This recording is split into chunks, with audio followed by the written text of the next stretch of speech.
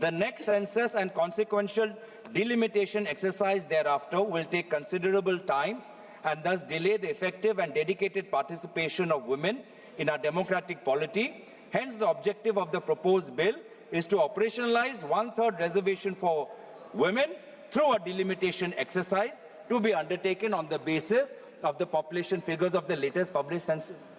ये क्या तरीका है कि महिला आरक्षण को लागू करने के लिए आप एक डिलिमिटेशन को बुलडोज कर रहे हो,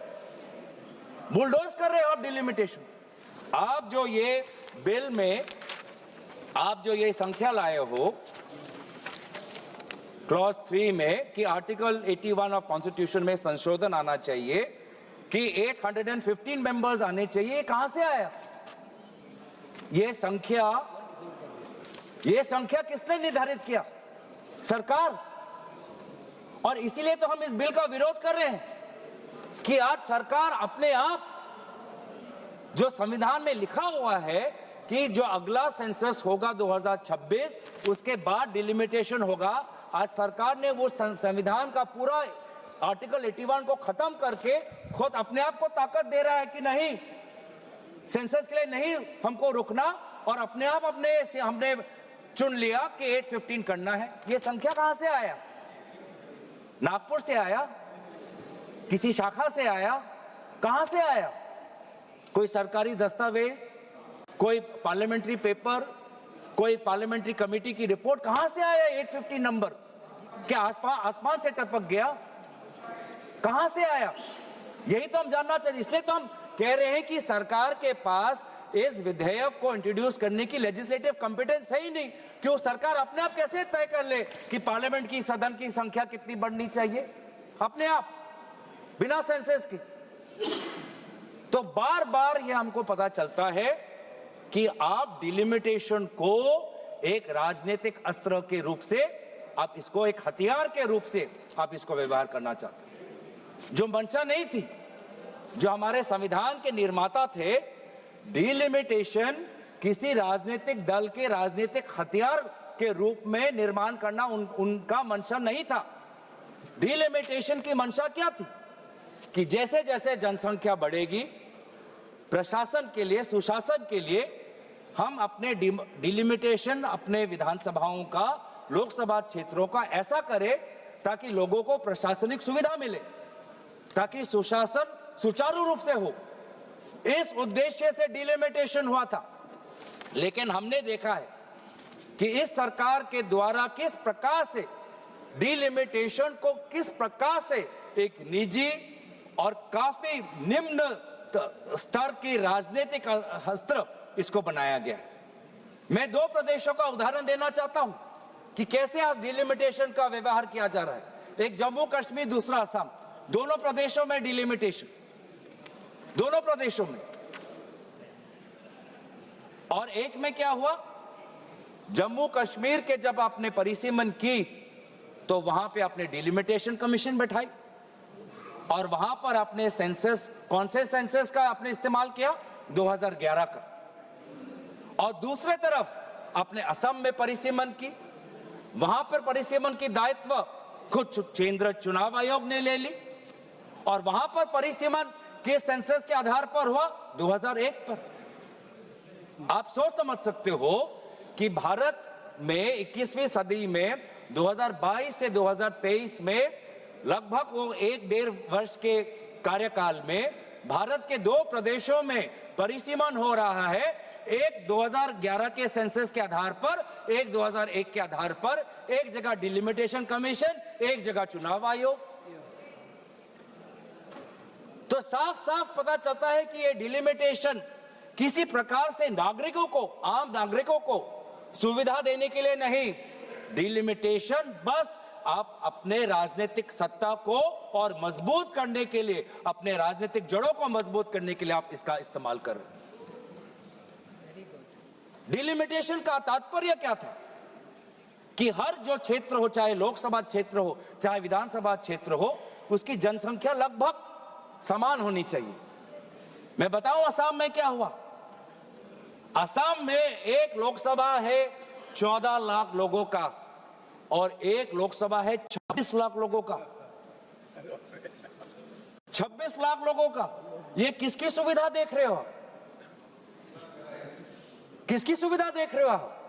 आम नागरिकों की तो नहीं हो सकती, क्योंकि वो 26 लाख का लोकसभा क्षेत्र इतना बड़ा है, वो किसी प्रकार से किसी ना प्रशासनिक रूप से ना सुशासन के रूप से वो किसी का फायदेमंद हो सकता है।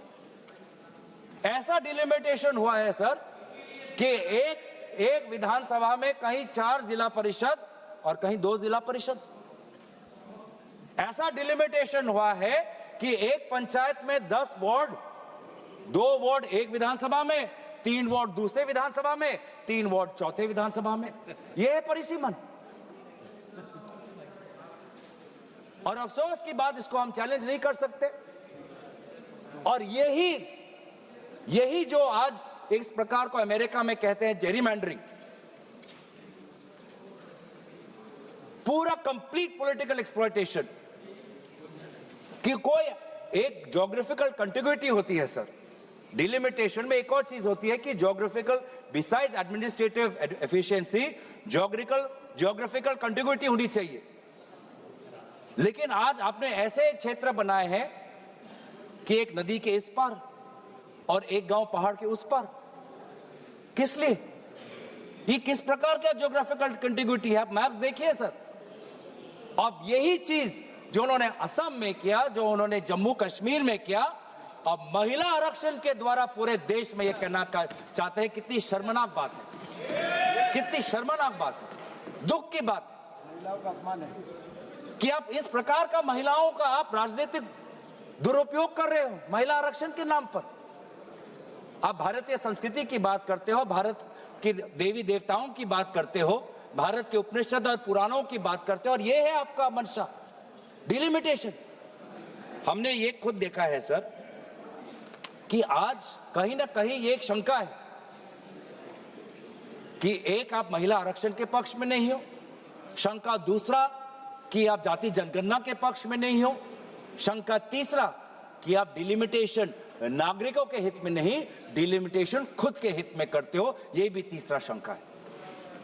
और चौथी शंका यह है कि आप संविधान को आप धीरे धीरे आप कमजोर कर रहे हो। संविधान के आर्टिकल 81 में खुद लिखा है कि जो सेंसस, अगला जो सेंसस होगा, उसके आधार पर 2026 का उल्लेख वहां पर है संविधान पर। संविधान में उल्लेखित है आर्टिकल 81 में कि 2026 में जो सेंसस होगा, उस जो सेंसस जब पब्लिश होगा तो उसके आधार पर हम आगे बढ़ेंगे, डिलिमिटेशन होगा। अब आज आप इस महिला आरक्षण के बिल के द्वारा आप संविधान को भी कमजोर कर रहे हो। जो 2026 की जो बात आर्टिकल 81 में है, आप उसको भी आप कमजोर करके कह रहे हो कि जब सदन कोई कानून लाएगा तब उस कानून में जिस सेंसस की बात होगी उस सेंसस के आधार पर हम परिसीमन करेंगे। मतलब जो बात संविधान में लिखी है, जिस बात को चाहे किसी दल की सरकार आए, उस बात को अमल करना है। आपने उस संवैधानिक सुरक्षा को कमजोर कर आपने एक ऐसा कानून लाना चाहते हो कि सदन में जिसकी ताकत, सदन में जिसकी बल, वो निर्धारित करेगा कि किस सेंसस के आधार पर परिसीमन हो। वाह, तो किस प्रकार से संविधान के पक्ष में हो।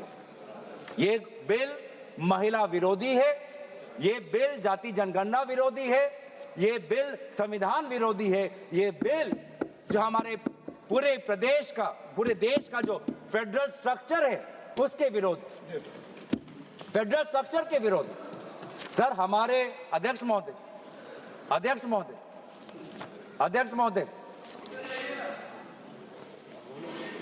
हमारे प्रदेश, जब हमारे देश में जब राज्यों का जन्म हुआ तो उस समय जनसंख्या नहीं देखी गई थी, भाषा देखा गया था। भाषाओं के आधार पर एक लिंग्विस्टिक रीऑर्गेनाइजेशन हमारे प्रदेशों को हुआ था।